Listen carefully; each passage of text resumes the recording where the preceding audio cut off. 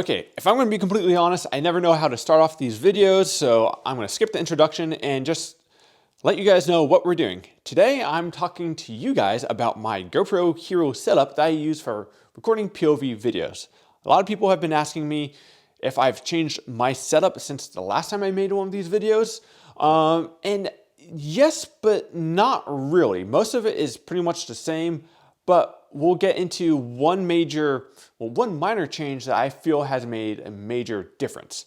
But I also think it's important that I'll share my philosophy when recording POV video. Now, there are a lot of YouTube channels out there that really like to spend a lot of time maximizing the quality out of their GoPro. They film in a flat color profile, they'll add like some LUTs in post, and that's not me. I've tried playing around with that and I just found it to be more of a hassle than it was worth. I'm not Martin Scorsese. I'm just a mountain biker who has played around with cameras for a while and understand them pretty well, but at the same time, I don't like to overcomplicate things. I've tried different things throughout my career, and the more complicated I made the process of making the video, the less I wanted to make a video. I also don't want it to take away from the experience of the viewers watching this. If the video is too dark, too grainy, the highlights are blown out, that takes away from the experience. So I've tried to find a good balance between really easy to use and also a good experience for you guys, the viewers. So without further ado, let's talk about my GoPro settings, and all that jazz. So where do we start? I guess we should start with the current GoPro I use the most. For most of the year, I was using the GoPro Hero 9. It wasn't until like the most recent videos I started filming with the Hero 10 because they only announced it or released it in September. But both of these cameras are phenomenal. I really like them. The touchscreens on the 9 suck. The touchscreens on the 10 are a little bit better. Technically, it's the processor that makes the touchscreen better to use, but that gets into too much technical details for this video, so I'm not gonna go there. But honestly, most of the settings that I use on these cameras will apply to also the 8 and the 7.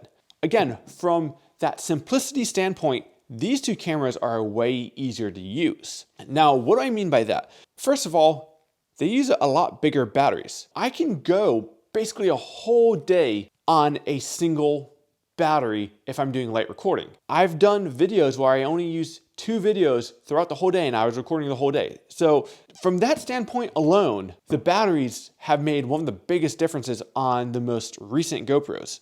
On some of these older ones, like here's a Hero 7, I had one of these windscreens over the whole thing to get better audio. I would have to take this off, undo this, pop the camera out, then slide this over, take one of these batteries, plop it in, or sometimes if I have a battery in there, which I didn't in this case, I'm always fumbling with this stupid little tab thing.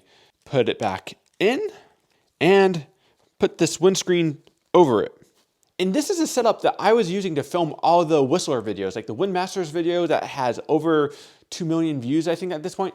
This is the setup that I was using. Not to mention, I had to do all of that while the camera was mounted upside down on my chin. I talked about this windscreen.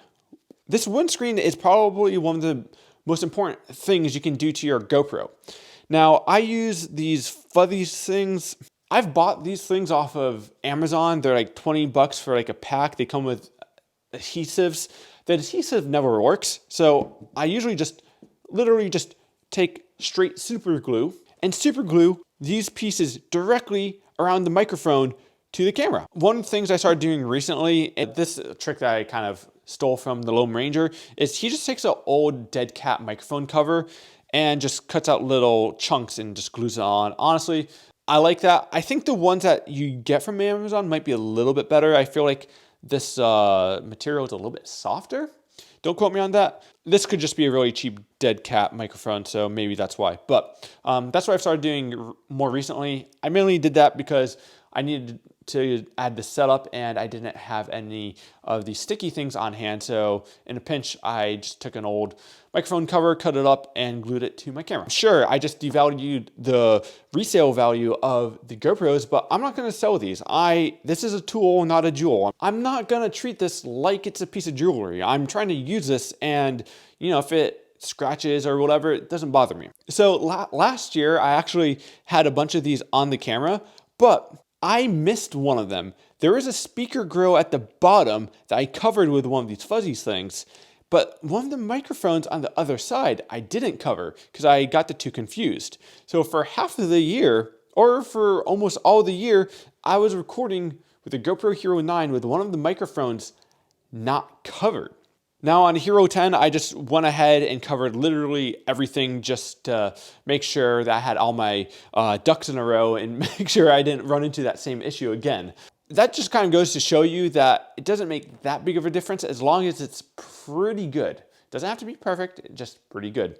And if you guys don't know, these little things just kind of reduce the wind noise you get when you're going fast. Like if you were to blow on the microphone, you would get that whole sound, which is really annoying. And these things eliminate that. But there's still some like deep rumbling. So if you're going really fast, you can kind of get a sense for the speed based off the sound. So here's another thing I like to do that makes my life a lot easier. I have my batteries labeled. So these are the blue A, B, C. Well, I only have A and B here. And these are the silver A, B. That way, I know if I have the blue A in the camera, I throw that to the side. And once that's done, I grab the blue B. Once that's done, I'll grab the silver A. And once that's done, I'll grab the silver B. Now, why don't I just do A, B, C, D? Now, the main reason why I do that is if I have two cameras, I have the silver batteries will go with one camera and the blue batteries go with another. The other benefit is it kind of helps distribute the wear and tear throughout different batteries. Sometimes I'll grab the silver batteries and then sometimes I'll grab the blue batteries first, and this will help distribute the wear and tear throughout the batteries a little bit more evenly. Because if I only had A, B, C, and D, the A battery would degrade much more quickly than, say, the silver D. Sorry. So let's move on to something else. Let's talk about the SD card, which I don't have in this one. Do I have it in this guy? Nope, I do not. I always use at the very least, 128 gigabyte card. It's really easy to fill up a 64 gig card if you're filming all day. So at the very least, I use a 128, and most recently I have started using a 256 gigabyte card. And like the prices have come down so much in the past few years that to me it's a no-brainer. I'd rather just have a card where I'm barely going to use a fraction of the storage, but if it gets to the point where I start recording and I forgot to format the camera, that's not a big deal because I have that extra space on the card. All right, let's talk about the camera itself. So the settings I use have been pretty consistent throughout, well, since I started using the 7. There's one minor change that I feel has made a big difference, and that is white balance, but we'll get into that. I'm gonna go through every single setting I use in boring detail just so you guys can follow along. So, first and foremost, the resolution I film, even with the Hero 10, is 4K and 30 frames per second. The lens I use is Super View. Hyper Smooth is set to standard, and my Pro Tune settings are as followed. The bitrate is set to high, shutter is set to auto, EV compensation. So I've played around with this and it depends on the day. If it's a dark overcast day, I'll have that set to 0. But if it's a bright day, then I will probably drop it to -1 or -5 or -0.5 just to make sure not everything's super blown out. White balance, I think, is the biggest small change because I used to leave it on auto, and sometimes the videos would look really yellow and sometimes it would look really blue. I now have it set to 5,000 Kelvin. I've also played with 5,500, which also works. Both of those two work perfectly fine. It just essentially compensates for daylight. So if it's like more overcast, you'd probably bump up to 5,500. But when I was at Bowling, I was recording in 5,000. And I think the footage looked most true to life. ISO min 100, ISO max. And I think this is going to be the most controversial setting. And it's only something I started doing with the Hero 10 is I have my ISO set to 6400 max. So in my experience, since the stabilization relies on electronic image stabilization, you want as much light as possible, and that means boosting the ISO.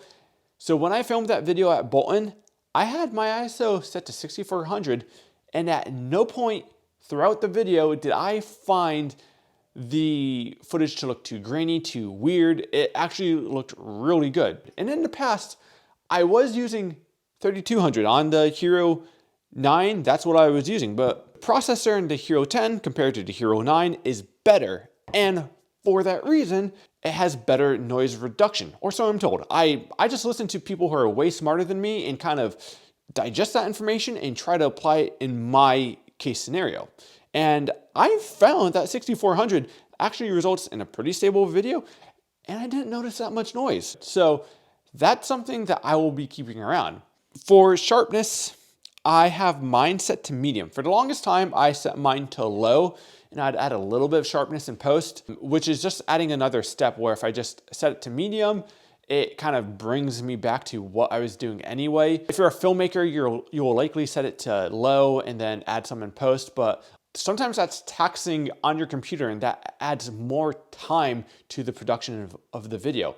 Now, I find the high sharpness setting to look absolutely horrible. So at the very least, I drop it down to medium. For color, now this is where the Hero 9 and the Hero 10 are gonna differ a little bit. I use the natural color profile on the Hero 10, and on the Hero 9, I use GoPro color, which is a little bit more saturated. I don't know exactly how they achieve the colors, but anytime I try to marry a clip from my GoPro Hero 9 with another camera, like the Sony a7 III that I'm recording with right now, the difference between the two videos would look really jarring. The natural color profile makes blending GoPro footage and my Sony footage a little bit more easy.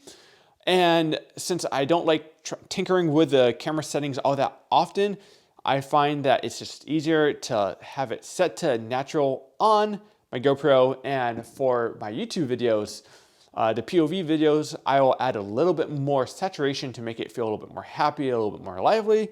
And for the GoPro Hero 9, I will usually just keep it as is. Okay, so that's color profile. For audio, I have raw audio off.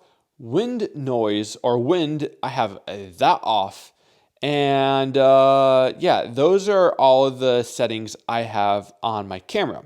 Another big thing that I really like with the GoPro is just a one button record. But something that will trip you up sometimes, just hold the top button for like 5 seconds. Well, I don't have an SD card in, so it's not gonna record anything. But if I did have an SD card, that would be in time-lapse mode. And sometimes when your fingers are cold or you're having a hard time finding this button, you can hold that button for too long and you'll end up recording a time-lapse video instead of an actual video. So pro tip, when you go to hit record, just press it. If you missed it, try again. Before I knew that that was a thing, I had a lot of videos where all of a sudden I would have a time lapse in the middle of all my video clips, and I didn't understand why, and it would piss me off. I thought it was something wrong with the camera. And then I Googled it at some point and realized that it was a special setting on the GoPro, which is actually handy that I know about it, but until I knew about it, it was more frustrating than anything. Okay, let's move on to camera mounts and how I have the camera mounted on my person when I'm out riding. I ride at bike parks a lot, which means I ride in a full face. So the helmet I'm using is a Fox RPC. I used to be sponsored by Foxhead, which is different from Fox Suspension, fun fact. I'm no longer working with them, but I did get this helmet when I was sponsored with them. But I also found it to be the best helmet for mounting things to your chin because it has this nice flat angular piece right here, and that makes it really easy to mount a chin mount. Now, a lot of people like those clip-on things. I find that those look pretty bad. It's a big mass that's right in front of your chin. It just draws a lot of attention.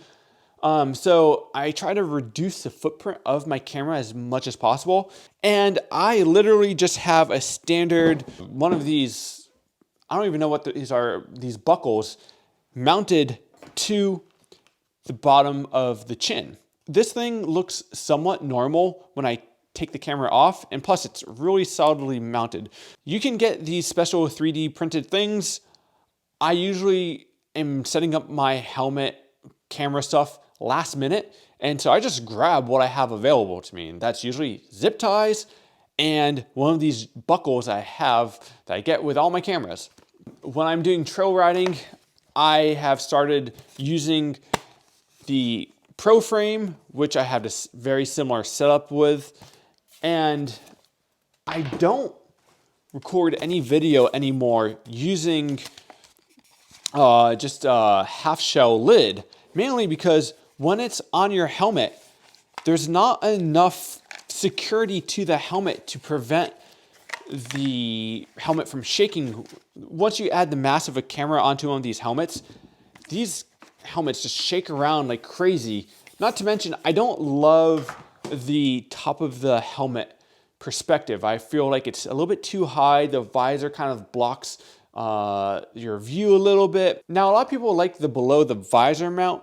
I think coming from a racing background, that looks the least weird. It's kind of most tucked away.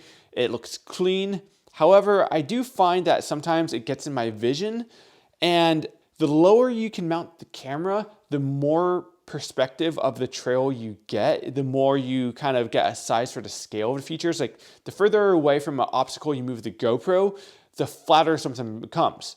That being said, if you mount it too low, that looks very odd.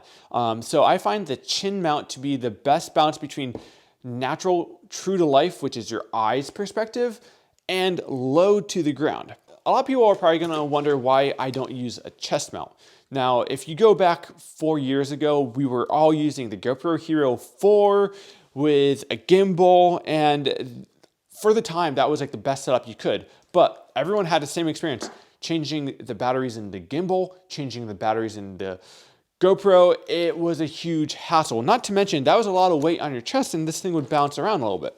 But the new GoPros, they have built-in stabilization. So why wouldn't you use this with this? Well, the problem lies is your chest still moves around when you're riding. So that means the angle of the camera is also going to move when you're riding. When it's mounted to your chin, if you're going down steep stuff, you're looking lower, so the camera is angled lower. If you're going up a big feature, you're looking up, and the camera is angled up. When it's mounted to your chest, it's whatever your chest is. So sometimes that's in a good position, but for somebody who is active on their bike and constantly pumping terrain, boosting jumps, and moving around, they have a lot of body English on the bike, the chest mount is actually a really bad mount because it's just gonna keep moving up and down. And I have experimented with the Max Lens mod, but as much as I like the GoPro Hero Max Lens mod, I have found for my type of riding, it does not look good. If I was a more static rider and kind of let the bike do the work as I'm going through terrain, I think the Max Lens mod would work really well. But from my perspective, it did not work for me. Now, there are some situations where I might use the Max Lens mod plus the chest mount. And that's if I'm going to a trail network that's a little bit more mellow, where I feel like wearing a full face helmet might kind of just be overkill. I like to be inconspicuous and draw as little attention to myself as possible when I'm out riding. And sometimes just having a helmet that's way overkill will just draw a lot of attention. And I'm a pretty self-conscious person, so I don't like doing that. So that's why I just grab a half shell helmet and use the chest mount and call it a day. But I rarely ever do that. Same goes for my dirt jump lid. Because it doesn't have one of the straps in the back, I have found that it's almost useless trying to record POV video on a one of these half shell helmets. The helmet just wobbles around too much because of the weight of the camera. So anytime I try to record footage with the dirt jump lid, it just looks like hot garbage. I almost forgot, this is like a small detail. This is a very small detail, but especially on like one of these lighter full face helmets, I really like having goggles to help stabilize the helmet, because I still find that this helmet shakes around quite a bit. I mean, it does a pretty good job staying put, but it does shake a little bit more than this guy. So the goggles and the goggle strap help secure it to your face a little bit better. So there will be times where I don't need to run lenses or goggles. So I would literally just take out the lenses on my goggles and just use the straps of the goggles just to secure the helmet more. It looks absolutely stupid, but it works. And from far away, most people will just think you're wearing clear lenses, so it kind of blends into the situation. Now I do have the GoPro Max, which I think is a pretty awesome camera, but there's a few things preventing me from using this on a regular basis. The biggest thing that prevents me from using it on a regular basis is just how much extra work it adds to your workflow. You have to take the footage from the GoPro, bring it into GoPro Studio or whatever their software is, then you have to transcode it. Then you can finally take that footage and bring it into Final Cut Pro or whatever NLE you're using. In my experience, GoPro Studio has crashed so many times when trying to convert the files. Yeah, I just found the GoPro Max to be a really cool camera, but it can be a pain in the butt to use. I almost forgot, but a small detail I added to all my buckles is I have these small lines on both the camera and on the buckle to know exactly what angle to point the camera. Because if it's too low, you're seeing too much of the handlebars in the ground. If it's too high, you're not seeing what's happening on the ground level. So I find that a nice balance is just seeing the handlebars in the very bottom of the screen. It allows you to see the terrain, but it also allows you to see what's coming up. If the terrain is going to be a little bit flatter, sometimes I point the angle down a little bit more, but if there's going to be some big jumps and swoop-de-doopy things, I might angle it a little bit up a little bit more. All right, so we've arrived at the end of the video, and you should know everything you need to know to copy my exact settings for recording POV video. These videos never do well. Anytime I've posted a GoPro tutorial or anything, they just tank. So if you would leave a comment down below or hit that like button or do something to engage with this video, it'd really help the algorithm. So as always, my name is Phil Metz. Thanks for playing cameras with me today, and I will see you guys next time. Peace.